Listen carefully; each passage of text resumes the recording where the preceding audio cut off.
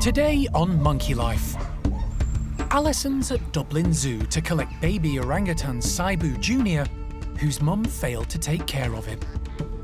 He's absolutely gorgeous, no doubt about it. Overall, he's a very fit and healthy little boy. The chimps get excited over warm pumpkins. But Evelyn discovers alpha male Hananya doesn't share, except with best pal Shamak. We just try to spread it as far and wide as possible because we do have ones that like to hoard a little bit and then some that might only get 1 or 2 pieces. And a prickly fruit treat is appreciated by the grown-up woolies, while the youngsters favour fun over food.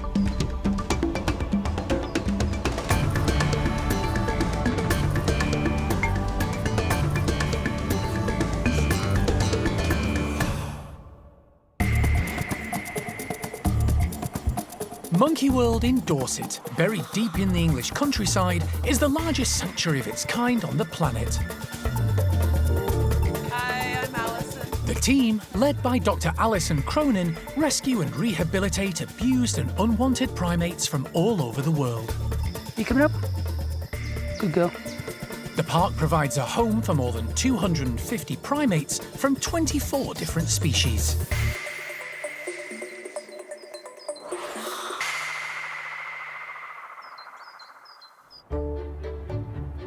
There's an air of anticipation at the park today. Alison's preparing for a journey across the Irish Sea to Dublin. She's heading to Dublin Zoo to collect an 11-week-old baby orangutan called Sibu Jr, or SJ for short. The tiny male, named after his father, has been hand-reared by staff there since birth, because his mother, Major, was unable to feed him. It's the 3rd time she's failed to rear a newborn. So Monkey World have been on standby from early on in case their help was needed. The park's team are known across the globe for their expertise in hand-rearing and caring for rejected and orphaned baby orangutans. He currently, as of yesterday, weighs 3 kilos only. So he's tiny. I mean, that's, 3 bags of sugar. So he is going to be very needy. Of course, orangs have a really long infancy and are very dependent upon their mothers, which is why it's so important that those female orangutans care for their babies. We'll bring him on here at the park and then try and graduate him to living inside the orang nursery, certainly during the days, until he doesn't require feeds through the night. And that's the plan. So excited to get on the road to Dublin to meet SJ. Monkey World's knowledge and expertise is the result of years of experience. There's a laugh, there's a laugh. Yes, you are, you're a bit of a monster. Right? In 2005, the park became the European crèche for orphaned orangutans, and with their state-of-the-art nursery, have now helped 15 infants grow and develop, learning natural orangutan skills and behaviours.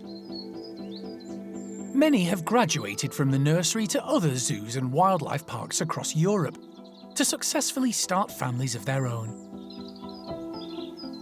It's a very small sample size, but something that we're very excited and proud about so far. All of our ladies who have graduated from the orangutan nursery have gone on to be excellent mothers. Every last one of them. So we're really pleased. Sibu Jr will soon have a playmate. It seems, just like buses, when one arrives, another soon follows. Kiwi, an 11-month-old female, is being hand-reared at Rio Safari Elche in Spain, and will soon be joining SJ and the park's nursery group. She's just a madam. I can't think of any other way to explain it.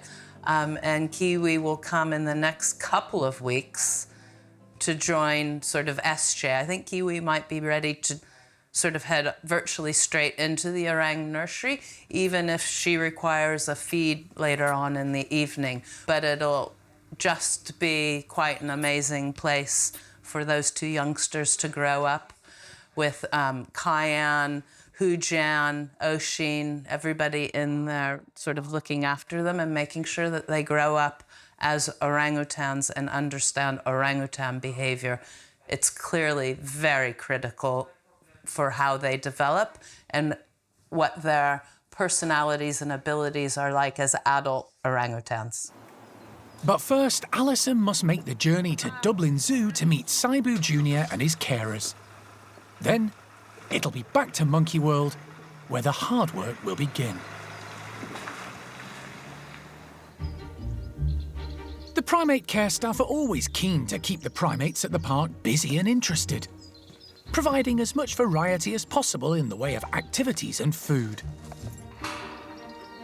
Today, Lavar's troop of 10 woolly monkeys are having a prickly breakfast of blackberries, teasels and rosehips on the stem. They come with thorns attached. We've got a few young ones in this group, so they don't necessarily know about all the pricks and prods that you can get. So we're just putting them in here, just to get them a bit more excited, a bit more adventurous, looking around a little bit. They have already got some in their enclosure, so just encourage them to just look around a little bit. Just not get their food from a bowl and just have a bit of fun, use their brain. Meg is keen to challenge the group by placing the berries and rosehips in difficult-to-reach areas, encouraging them to use their long, strong tails. So these guys have got a prehensile tail, so in the wild in the Amazon rainforest, they'll be high up in the canopies, moving around, searching for food sources. So this is lovely to sort of encourage them to go up. Unfortunately, we're not able to get all their food up there as they would in the wild, so it's lovely to be able to put some things up there so they can get some of the sun as well and just get their tails moving. Time to see what the troop make of it all. Leader Lavar is the first one out. At the grand old age of 34, he's the oldest male woolly monkey in Europe. But you wouldn't know it.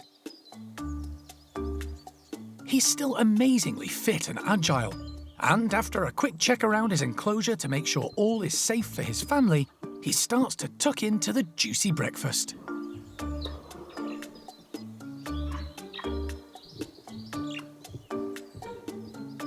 The rest of the troop soon follow his lead. Woolly monkeys are primarily fruit eaters, but they also enjoy leaves, nectar and flowers, helping spread seeds throughout their habitat. Today's fruity feast offerings are all at different stages of ripeness, so they'll need to decide which berries are the tastiest or most to their liking.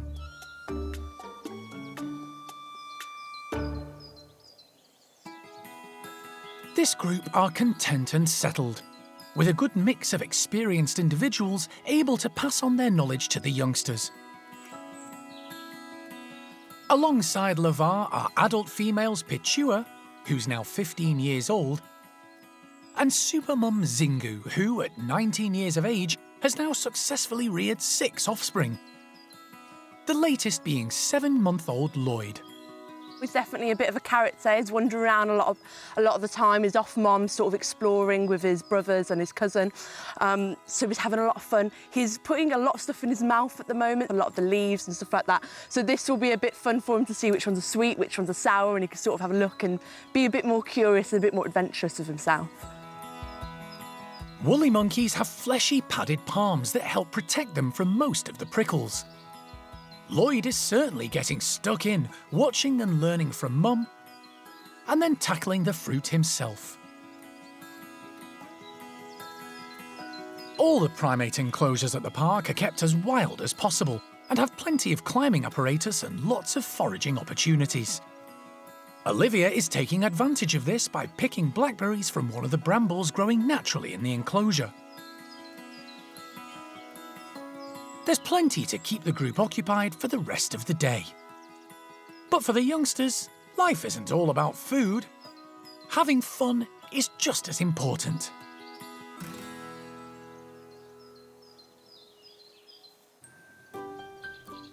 One of the park's main goals is to give all their primates companionship of their own kind. Circumstances sometimes dictate this isn't possible, and alternatives have to be found.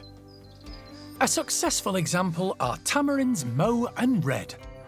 They share the same genus, but are totally different species. As her name suggests, Red is a red-bellied tamarin, and Mo is a cotton-topped tamarin, easily identified by the shock of white hair on her head. Today, staff member Steph is trying out a new food source for them: sunflowers. It's something different. They've not had them before. Obviously, they're big and bright and colourful, so hopefully they'll be very interesting. Potential food if they eat the hearts in the middle of the sunflowers. And it's just something to make their environment a little bit different, something new to explore. Red arrived 3 years ago under tragic circumstances. She was found abandoned in a flat in Wales. Once at Monkey World, she was paired with Mo. Mostly they get on well together, but mealtimes can be fractious, probably because of Red's background. She was found pretty much starving, no real food in her enclosure, and because of that can be a little tense sometimes. Red gets very screamy and desperate, overfeeds, and Mo then feels the need to sort of chase her off and make her stop.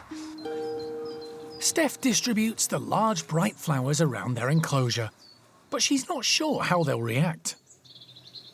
I'm not 100% sure if they'll recognise them as a food source, so there might not be any competition in that respect. So we'll have to see how they do, but whenever we put anything in for these guys, it's important to spread it around and put multiple things in so that no one's going to squabble over a single item. Steph's done her part, but the tamarin pair aren't budging. Red, Mo? Come and have a look now. They need some gentle encouragement. Hello, beautiful. You got stuff out here? After some reassuring words, Mo is the first into the enclosure. You come and see. You got some tasty stuff. Followed a short time after by Red. They're not sure what to make of the bright yellow flowers. Mo is first to take a closer look. The sunflowers are large, but the tamarins are perfectly adapted to tackle them, if they feel inclined. They have got very long, claw-like fingernails, and those are really, really handy to help sort of tear and rip things apart, so hopefully that will help them getting the sort of seeds out and things. They do lack the opposable thumb that a lot of the other primates will have, so that makes manipulating objects sometimes a little bit more tricky, but at least with those nice hooked claws, that should allow them to rip out the insides of the sunflowers if they feel like doing that. Tamarins also have excellent colour vision and depth perception, perfect for hunting insects, which seems to be their preference today. They may not have worked out yet that the sunflowers are there to be eaten. Meanwhile, the sunshine and their curiosity have lured them outside, and the flowers will be left in situ for a few days. Perhaps insects landing on the flower heads will eventually encourage the tamarins to try them.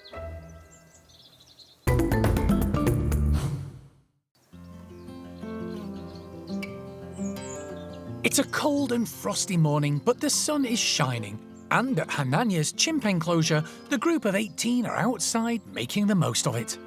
They're a hardy bunch who love to be outdoors, although some, like Patricia, choose to wrap up against the cold. A warming treat could be just the thing to help ward off the chill of the day. Primate care staff member Emma has cooked up some pumpkins, and the troop are waiting in anticipation. So these guys are getting a little bit excited and a little bit noisy because we are about to give them a nice feed of fresh cooked pumpkin, and they've got a little bit of onion in there as well. The pumpkin was amazingly donated to us, so it's a nice treat for them. It's something they don't get very often, and the fact that we can have it cooked means that they can have it nice and warm as well, so when they've got a frosty morning like today, it can just help them out, warm them up a little bit and make them feel a little bit good. There's plenty to go around.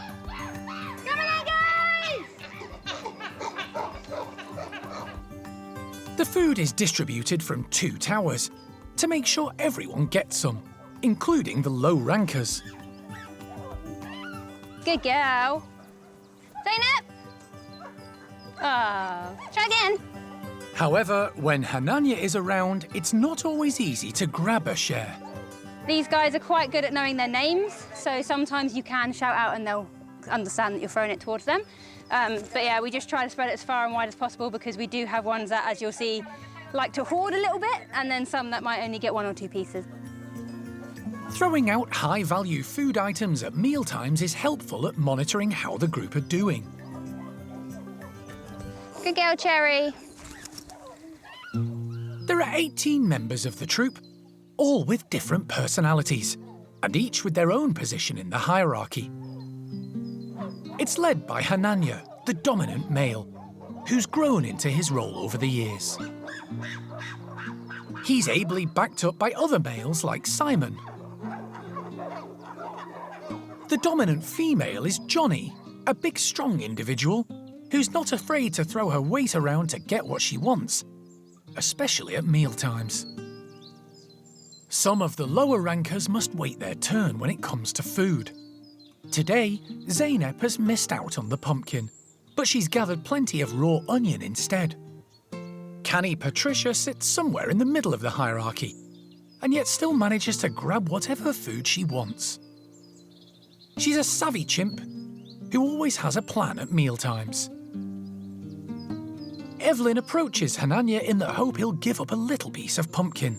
She's out of luck, but his best and oldest friend Shamak is looked on more favourably. The pair were rescued together from Israel in 1996. They were smuggled from the wild for the illegal pet trade and have been extremely close ever since. Fortune also smiles on Hananya's daughter Thelma when it comes to mealtimes. Her position means very few will try to steal from her. Emma has tried her best to make sure everyone has something to eat. So then we'll find that any low rankers that didn't get very much of the pumpkin should hopefully get a decent amount of the onion, so they'll still get a decent bit of feed. We try to give them 2 different feeds at once because they can be quite picky, and if it is a really nice high-value feed, the bigger ones are going to try and hoard it. Hananya's chimp troop is the largest of the 4 at Monkey World. And like all chimp groups, there are occasional squabbles. It can be high tension at points, but they tend to get through it really well. And I've heard it said before that 50% of chimp life is fighting and the other half is making up. And it's very, very accurate with these guys. So half the time they're squabbling with each other and the other half of the time they're kissing, making up, grooming, cuddling. So it's a nice sort of natural system for them to go through. And the fact that their hierarchy can change is quite nice and natural for them as well. With breakfast done, time for some to burn it off. And for others, like Thelma, to just relax and enjoy the sunshine.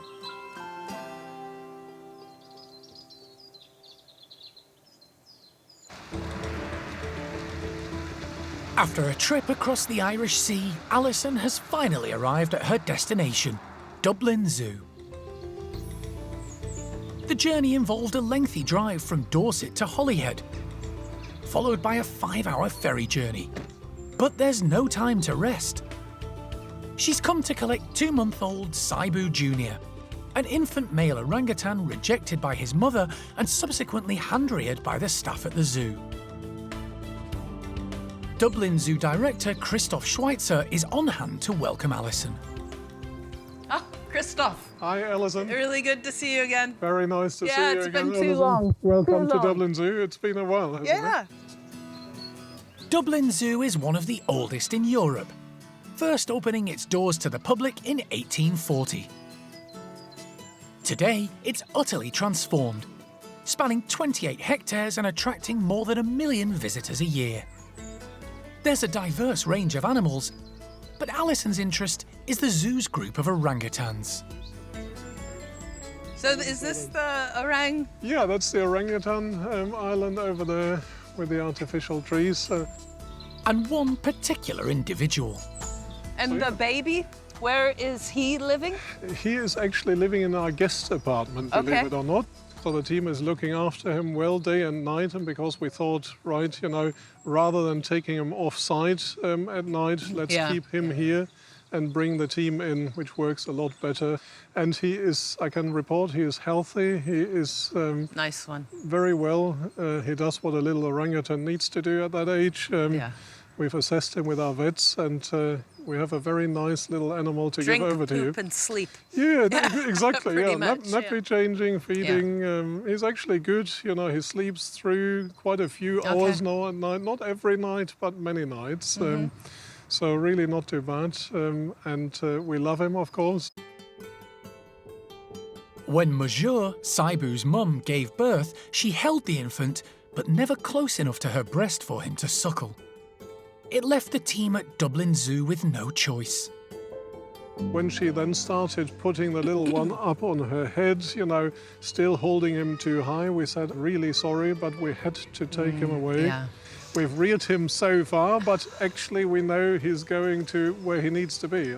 Everybody coming together Yes. for the one reason, for the health and welfare of these babies. And that's absolutely brilliant, isn't it? You know, and that's the raison d'être that we all have, and that's what we are here for. Ultimately, it's for the benefit of the population, but also of the individual. Yeah.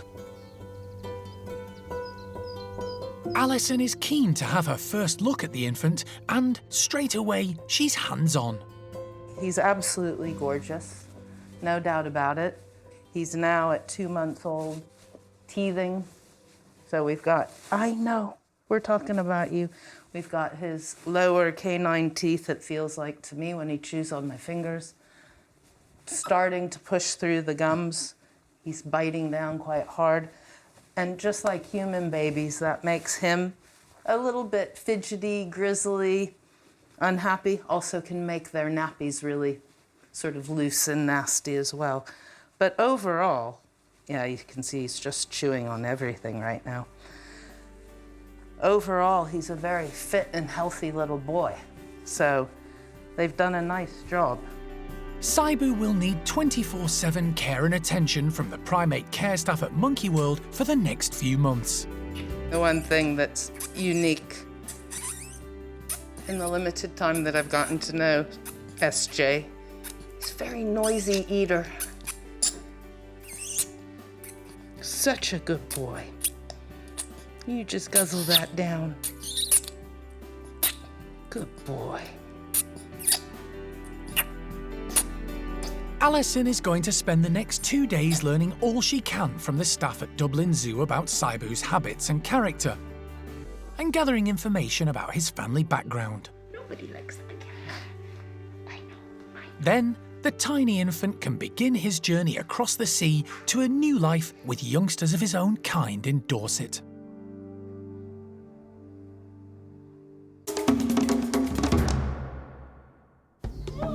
Next time on Monkey Life.